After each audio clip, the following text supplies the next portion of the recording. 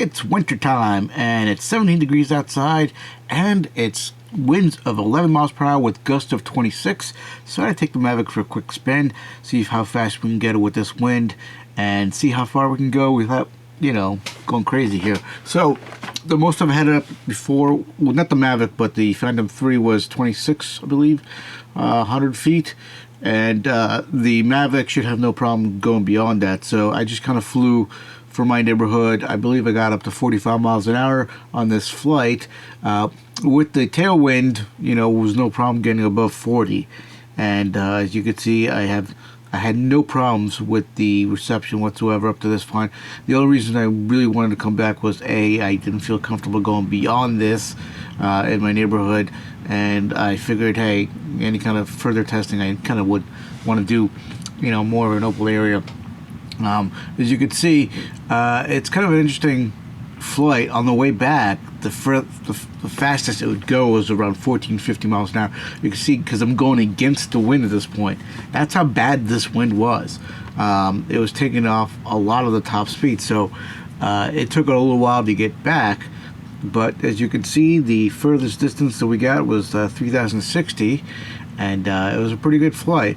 Overall, there was no problem. The Mavic had no problem with the cold, and we had no problem with the battery. I ended up using just one battery for this. I did do a little flying before this.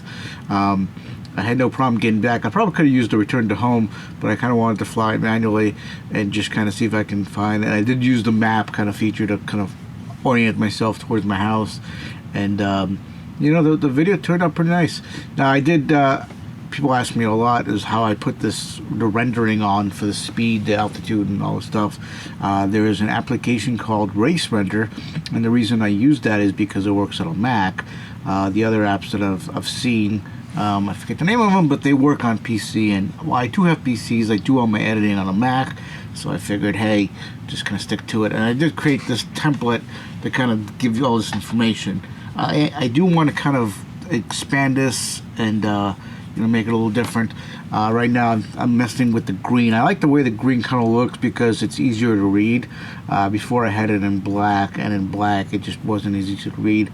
But you know, I did change the heading. If you've seen it in my previous distance videos, I did change the heading to look a little more aircraft-like. And there's my neighborhood right there, and I can see my house from here, as they say.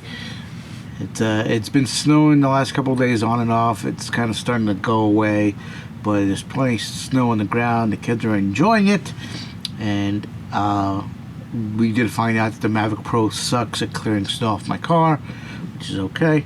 But there's my house, and we are back to where we started from. So I hope you enjoyed this video, and you know, I'm looking forward to seeing if I can take it beyond this at some point. I have to find a place where, you know, it's really a lot of open field. I have a buddy of mine who's got a place, so I'm going to go ahead and kind of talk to him, see if I can go down to his place and see what we can do about maximum distance sometimes, and see if we can really take the Mavic out for a really, you know, a really long distance. They say 4.3 miles, so, you know, we'll have to see how realistic that is. And there I am coming in for landing. You'll see the landing is pretty nice. I did make sure that the landing area was clean and not any kind of water or any kind of snow on there. And that's pretty much it. So leave a comment if you have any questions, and I'll see you guys later.